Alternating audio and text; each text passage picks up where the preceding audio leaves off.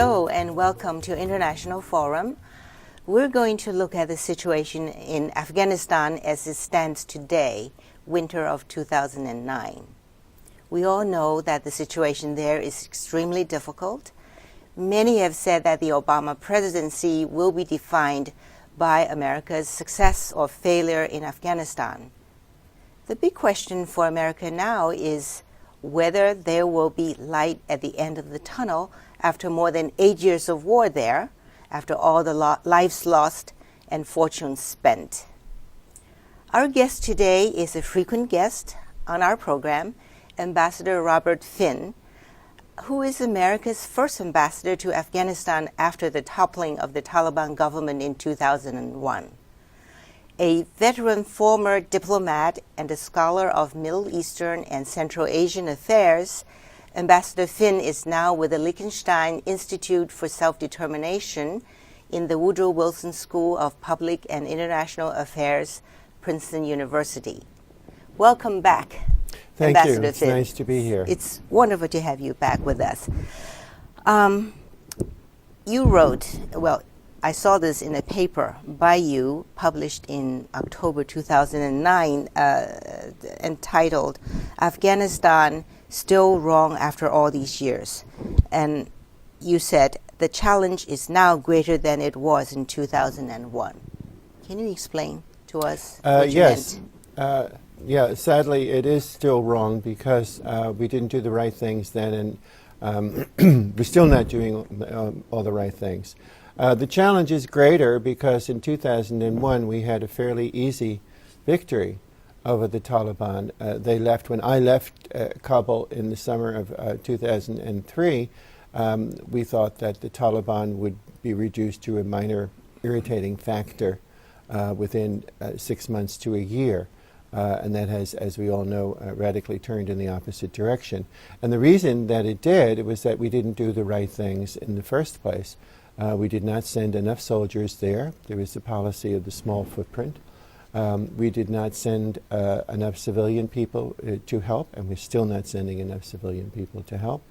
Afghanistan was shortchanged from the start, and it's still being shortchanged. So all of these things, with the addition of the deviation of policy, personnel, and material to Iraq, led to the turnaround so that we now have a situation that is much more difficult. We all know if there's a kind of illness, it's much better to treat it in the beginning stages. True, true.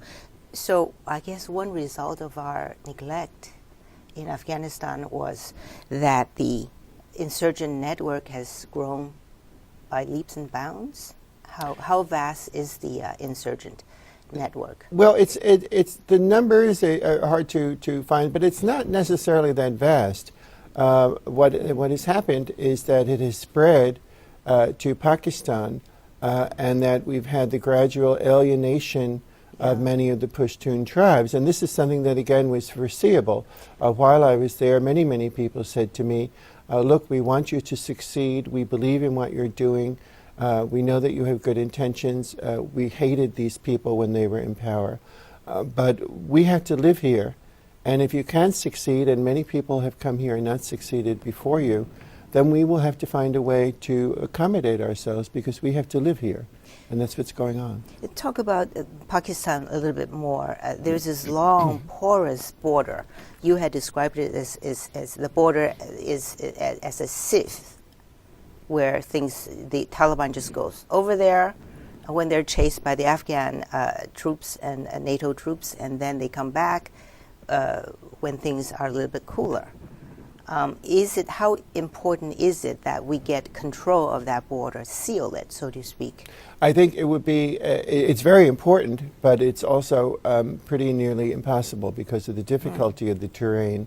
The people who are divided by this border do not recognize the border. Afghanistan has never recognized it as an international border. The Pashtun people are 1/3 in Afghanistan, 2/3 in Pakistan, and for them it's not a real border. So one of the problems, and this is very much coming out right now, one of the problems in dealing with the government in Pakistan on this is that if we make the Pakistanis push hard on their part of the border, then those people go over to our side of the border. and i.e. in Afghanistan. And conversely, if our forces succeed in pushing the Taliban out of Afghanistan, they're going to go into Pakistan and conceivably make trouble for the government there, a government which is fragile in any event. So that's another part of the problem. That border, excuse me, is a relic of the British Empire and exists in the minds of map makers and politicians, not in the minds of the people. Yeah, but I suppose there's nothing much, or there isn't anything we can do about that now. Talk about these drone attacks. It's been very controversial. Have they been doing more good than harm, or the other way around? Well, in the minds of a Pakistani public opinion, they probably have been doing more harm than good.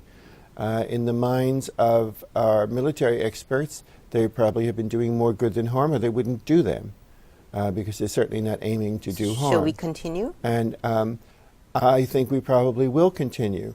We heard yesterday at a panel here at Princeton that the Pakistani government would like us to target other people who are leading the Taliban groups against their government, rather than the people we want to target, who are the ones who are leading the fighting in Afghanistan. So there's a competition for the use of the drones. Then there's the larger issue, of course, of national sovereignty, so that we don't comment officially on the drones.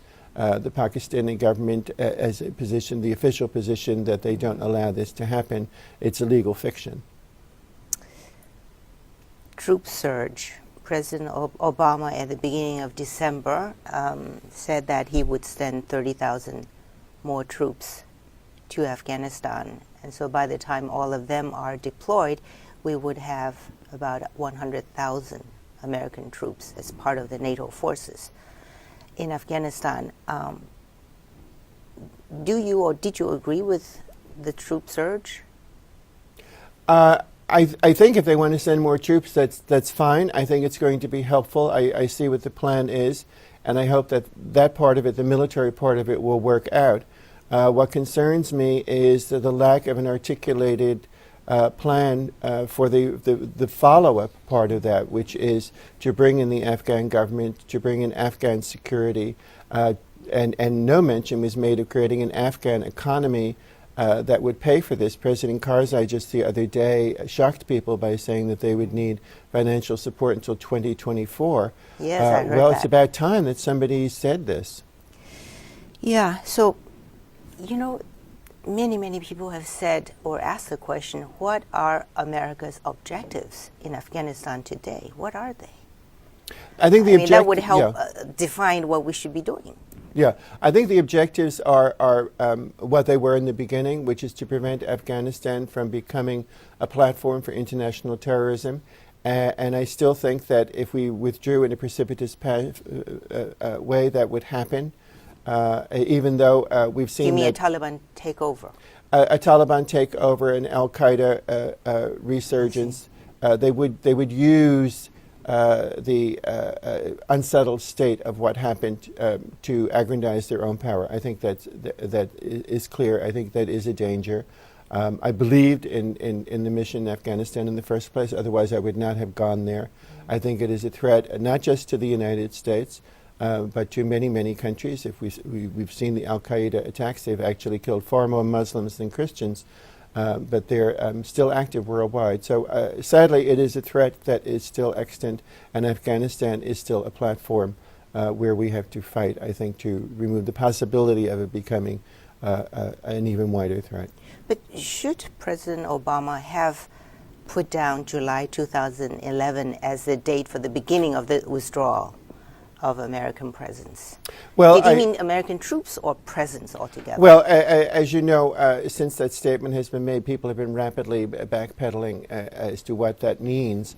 I think he did that in an effort to try to assuage domestic concern.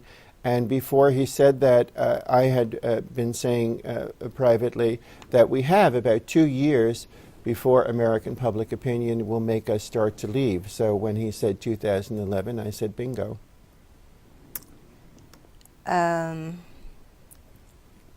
Many have also said the name Peter Galbraith, the high State Department official, comes to mind. among others, that for American efforts to succeed, one necessary condition is the presence of a viable local partner. And Gilbert thinks that we don't have a viable local partner in Karzai and his government. What do you think? Well, I think that Karzai is the partner we have, and we're all aware of the Karzai is the partner we have. Everyone is aware of the criticisms. Yes. He's now engaged in an effort to curb corruption. We'll have to see how far that goes. I'm frankly not that optimistic about that part of it.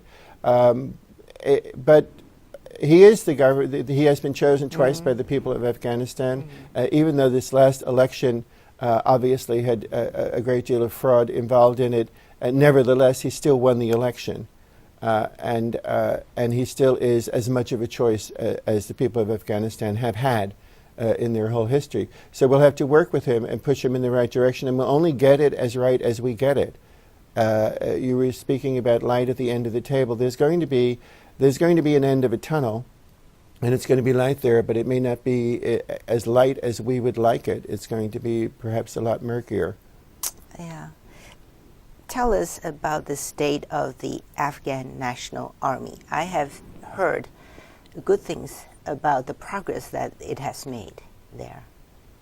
I've heard good things about the progress too, but one thing I've heard, a report I read recently that disturbs me, is that the overwhelming majority of the officers are Tajiks. And a question that I've been asking... They are about, the Tajiks in Afghanistan constitute what, about half of the entire population? No, it's much less. I would say it's about maybe 30% of the population, or 30-something percent.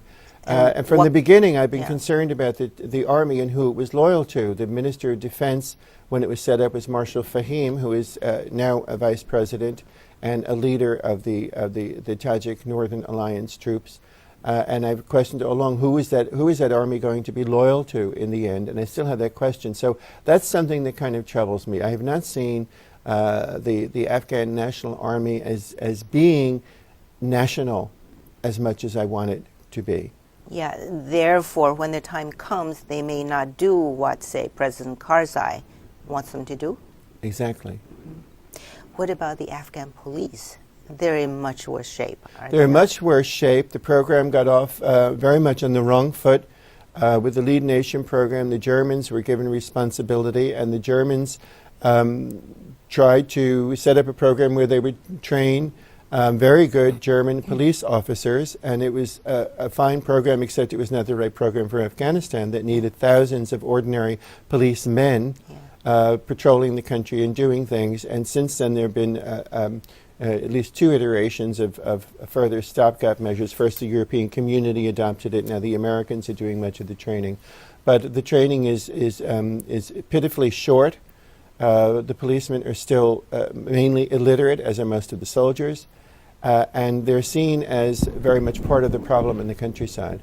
By your estimation, how many more years before we will see Afghan National Army and the police force in enough numbers to stabilize the country?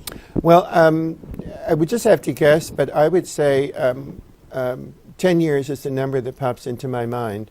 With the Army, I think it could be shorter. It takes 4 or 5 years under peacetime conditions to set up any kind of army. I think with all the problems inherent in what's going on there, maybe the short side of 10 years is what we're looking at. I see. What's happening in the Afghan economy? Is it growing? The Afghan economy is growing. The per capita income has trebled since 2001. There are lots of good things that are going on, but but it's still one of the world's poorest. Excuse me. It's now the second or third poorest country in the world. So the percentages don't tell you the reality. In terms of per capita income, it's a third or a fourth of what its neighbors are. So it's still very, very poor. It has the potential, under peacetime conditions, to be what former Minister of the Interior, of the Economy, Ashraf Ghani said, a self-supporting, dignified, poor country. That's as good as it's going to get. But it could do that. It has oil and gas. It has transport potentials. It has minerals. It has agriculture, if that can be brought back, and I don't mean poppies. So there are things that could enable Afghanistan to once again support itself. Does growth and development depend on security, as many have said? Everything depends on everything else. You can't isolate any particular thing. Now, President Karzai has for a very long time wanted to bring the Taliban into the mainstream. I guess it's called what, the National Reconciliation Program? Yes. But America has steadfastly disagreed with him on that. Where do you stand on this question? Well, America hasn't so steadfastly disagreed. No? They were mostly silent on the issue. And what Karzai said from the very beginning was that people who have not committed any war crimes, people who have not murdered people, can lay down their arms, pledge allegiance to the government, and we will welcome them. And that's been an ongoing policy. And basically, our government was fairly silent about that part of it. People are worried about the big fish and not the little fish. In any war, particularly in this kind of war, reconciliation is something that typically happens. Very few wars end with a total victory or a total defeat. Usually wars end when the parties get tired of or weakened enough that they agree to some kind of peace. And that's why I said things may be murkier at the end that we want. When I was there, when we had the first lawyer, Jirga, the only one in the country who was in the country, was one warlord on the eastern border who denied the authority of Karzai. Everyone else agreed to the authority of Karzai.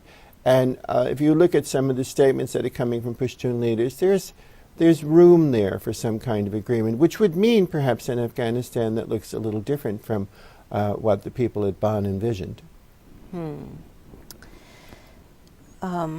Again, in 2009, America put a new commander in Afghanistan, who is in fact now the supreme NATO commander in Afghanistan, General McChrystal, Stanley McChrystal. Mm-hmm.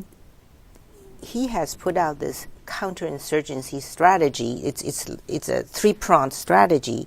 It goes like it targeting terrorist networks, push them back in areas where they've been operating freely, and secondly, to commit tens of thousands of troops to stabilize Afghanistan, and thirdly, train enough domestic security forces. How has the counterinsurgency strategy fared so far? I think they're just starting it. That's why they're looking for more troops.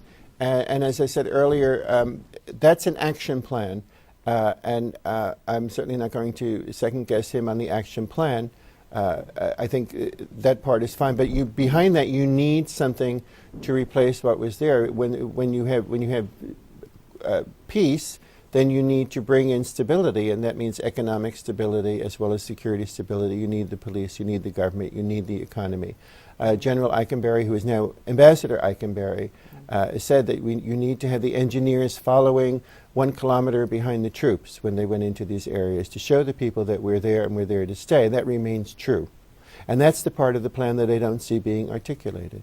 Right, and you're saying that still we're not seeing enough personnel or enough... No, we're not. The plan now is to have about 1,900 and something civilian people on the ground in Afghanistan by New Year's Day, which is about 3 times what we had last year. Well, again, percentages, 3 times is great, but 3 times what?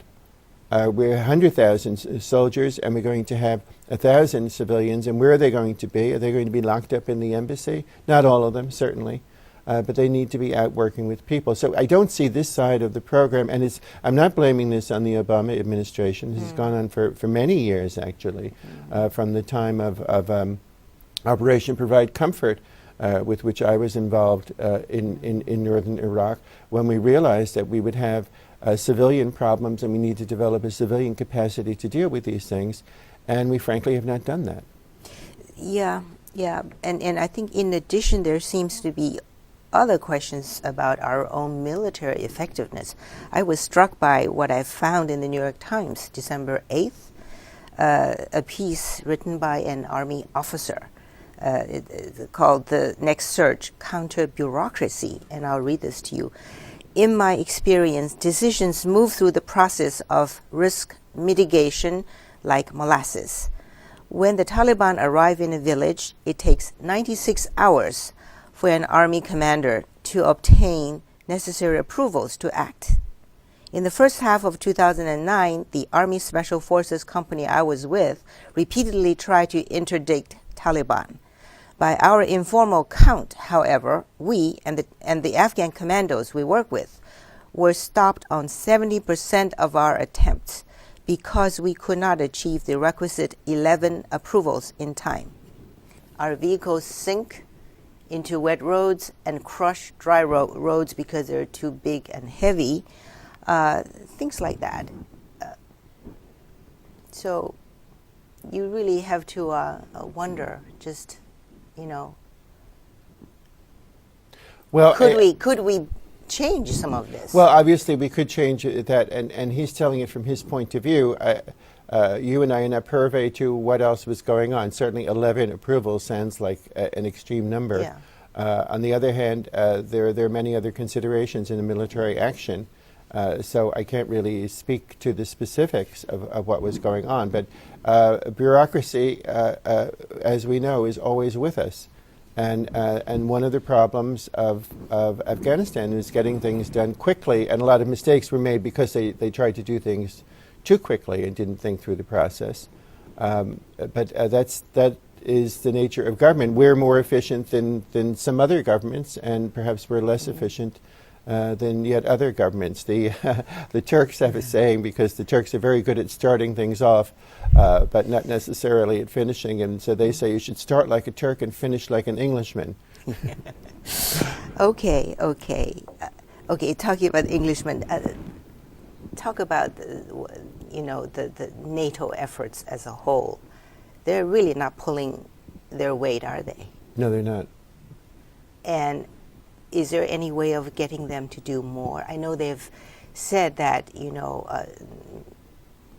after we declared our surge policy, that they will send more troops. But when you look at the troops that will be returning home, when you balance the number of troops that will be returning home to the various countries and the new troops they'll be adding, they cancel each other out. So, That's right. The brunt of the fighting has been borne by the U.S., the UK, Canada, France, Holland, and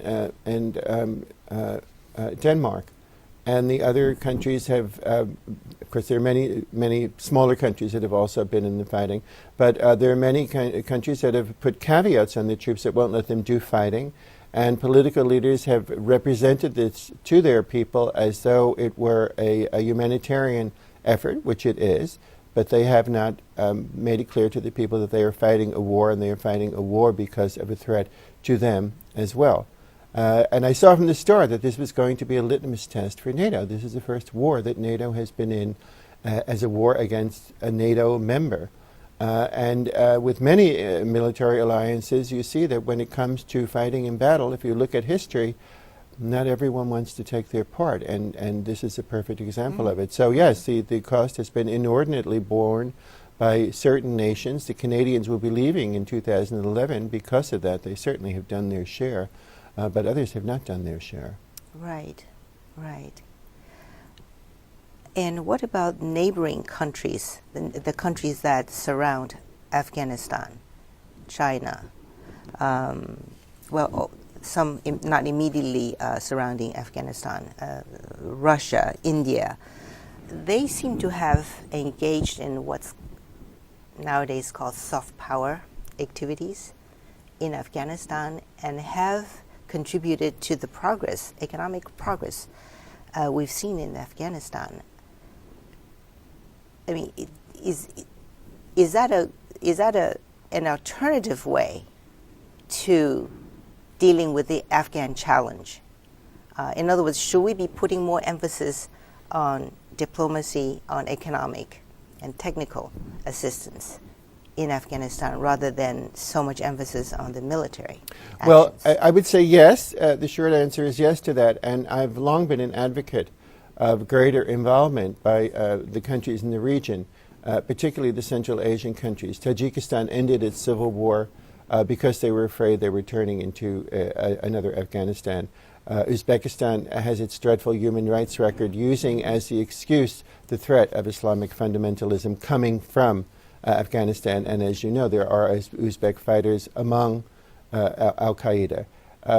China is making the largest economic investment in Afghanistan at the Aynak copper mine, $3.5 billion. But they're going to make $80 billion of that, good for the Chinese, and we're going to protect them, which I raise an eyebrow at myself.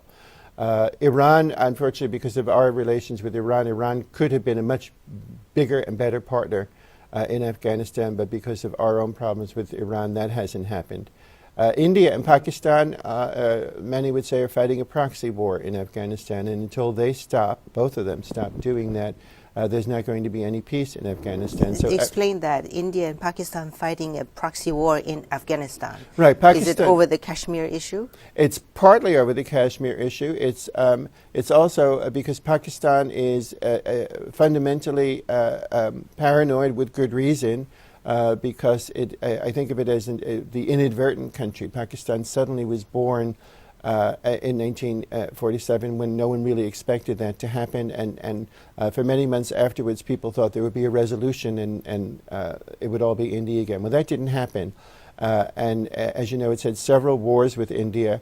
It's a very long, narrow country, only 85 miles wide at its narrowest point, and it's always afraid of India. So India, being astute in foreign relations, has been operating in Afghanistan to make the Pakistanis more worried. India to sandwich Pakistan, so to sandwich speak. Pakistan, India, and Pakistan, right, Afghanistan. Right, and so when the Northern Alliance was fighting the Pashtuns, and there were, I don't have to tell you about all the allegations about Pakistani assistance and ISI, particularly assistance to them over the years and ongoing. It was Iran and Russia and India that were helping the Northern Alliance, and India has opened its first ever overseas base in Tajikistan, north of Afghanistan, in recent years. So that coalition is kind of still going on. So that's another aspect. Now, there's so many dimensions to the Afghan problem, but the regional dimension is one of them. On the other hand, to get back to your question, I've long advocated that they bring in doctors and teachers and health workers from the countries to the north where there's a huge unemployment, particularly in Tajikistan, people who speak the same language, who understand the people of northern Afghanistan, who don't require $200,000 a year as a salary. It seems like a no-brainer to bring these people in to help Afghanistan. Is that happening at all? No, I mean, not in any measurable way, yeah. Going forward, I hope the question is okay with you. If you were President Obama, what would you be doing now in Afghanistan? What would you be doing that are different from what he's doing? I would be putting increased emphasis on the civilian side, on developing the economy, on creating a regional apparatus to help the neighbors of Afghanistan, who are the frontline states threatened by Afghanistan, perhaps with using the Shanghai Cooperation Organization. I would try to involve them greater in the process of helping their neighbor, and not have us be the only ones who are doing it. And I think, and I would work more on developing the Afghan economy and on developing governance, and that means setting up training programs for government officials, doing the kind of things that USAID used to do 30 years ago. And some of this is already going on, but I would step it up. You have to create models of excellence.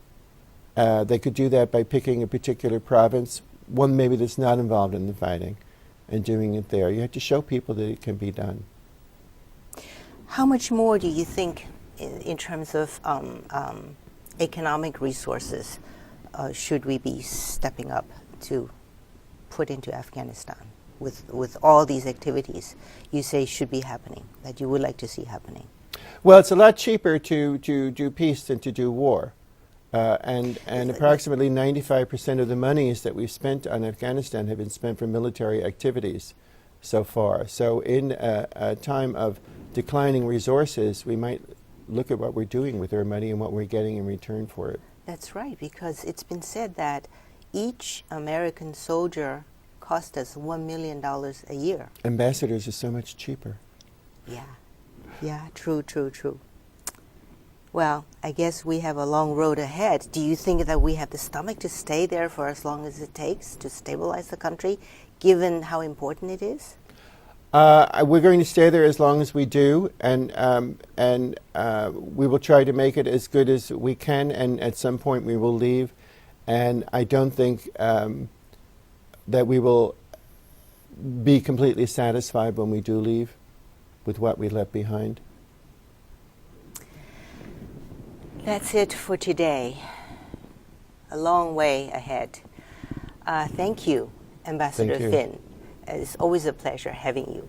Thank you for watching. This is Mei Chang for International Forum, and see you next time.